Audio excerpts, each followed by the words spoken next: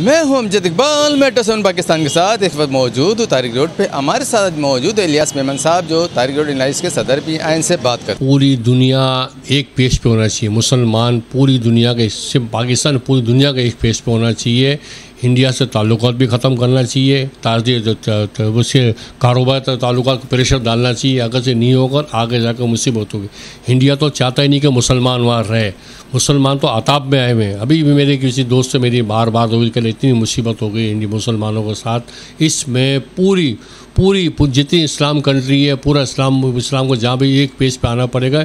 हिंदुस्तान पे प्रेशर डालना पड़ेगा, कश्मीर के ऊपर, मुसलमानों के ऊपर प्रेशर, जब जाके बात बनेगी। गुस्ताखी की तो फांसी की सज़ा है, गुस्ताखी सज़ा तो फांसी की सज़ा है। सरेआम को मुसलमान को चढ़ जाना चाहिए, इसके ऊपर छोड़ना नहीं चाहिए। मैं कहता हूँ सब पे बोलना चाहिए। वाली बात ये बोल भी रहे, लेकिन वजन से बोलना चाहिए।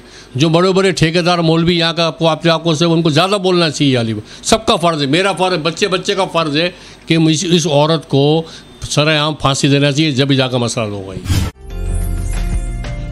उम्दा में पकाएं और जी भर के खाएं।